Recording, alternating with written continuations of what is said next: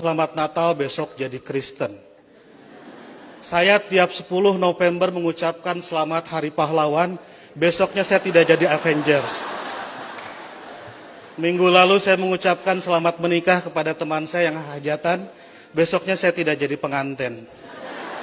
Dan berulang kali saya datang ke mahasiswa-mahasiswa kedokteran mengucapkan selamat, besoknya saya juga tidak jadi dokter. Nah, saya tahu bagi orang Islam untuk jadi orang Kristen itu susah. Tidak bisa karena mengucapkan selamat Natal tiba-tiba otomatis jadi Kristen. Orang Kristen mau jadi Islam juga susah. Saya tahu karena saya jelek-jelek begini di beberapa gereja mengajar katekisasi. Pendetanya bilang, kenapa saya ikut ngajar katekisasi? Karena untuk menjadi Kristen yang baik harus tahu tentang Islam yang baik. Karena selamanya kita akan bertetangga. Karena kedekatan saya dengan orang-orang Kristen seperti itu, banyak teman-teman dosen saya yang bilang, saya ini agen Kristen. Saya marah, saya bilang, saya bukan agen, saya glosir. Karena agen itu produknya cuma sedikit. Nah, jadi kata Pak Pendeta, kenapa saya diundang katekisasi? Agar orang-orang Kristen tahu tentang Islam, dan sebaliknya orang Islam juga seharusnya tahu tentang Kristen, karena ke depan kita akan terus-menerus bertetangga.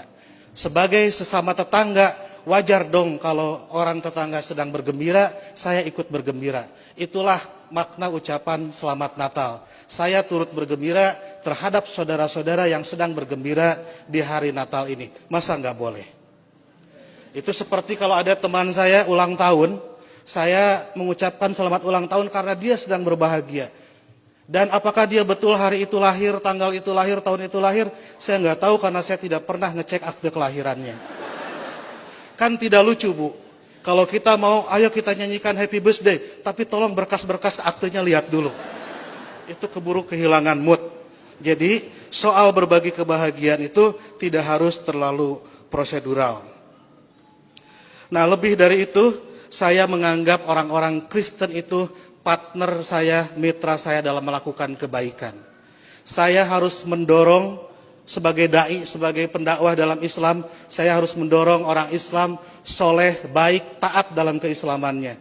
Dan saya juga harus mendorong orang-orang Kristen baik, soleh, taat dalam kekristenannya. Karena kalau masing-masing baik, tidak akan ada terjadi konflik. Jadi saya harus mendorong orang Kristen,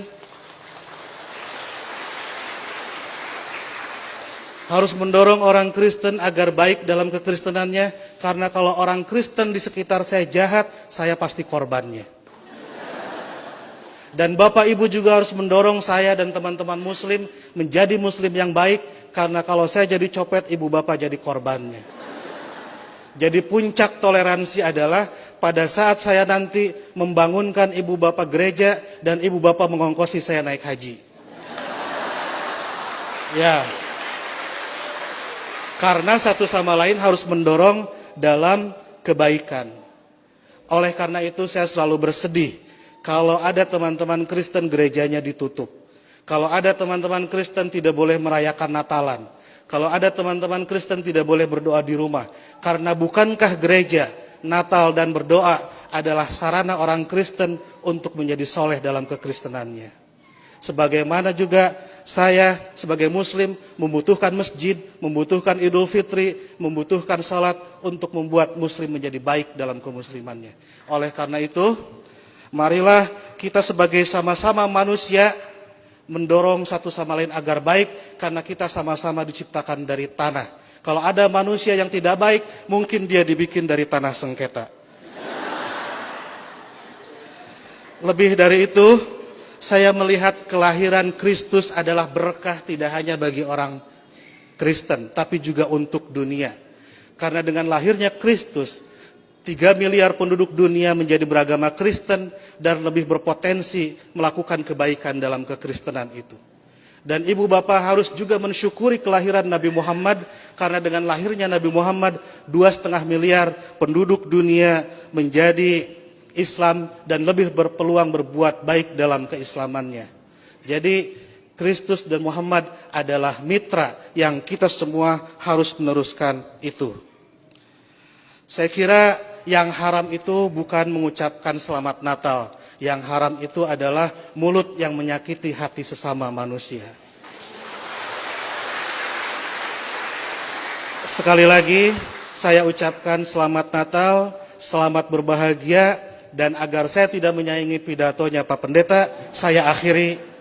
Dan sebelum saya akhiri, teman-teman santri saya bawa bunga Pak Pendeta, ingin membagikan kepada Pak Pendeta, petugas gereja, dan ibu bapak sekalian. Tapi karena bunganya tidak banyak, yang dapat hanya sebagian, yang lain insya Allah dapat bunga bank untuk belanja Natal. Boleh bagi bunga? Oke.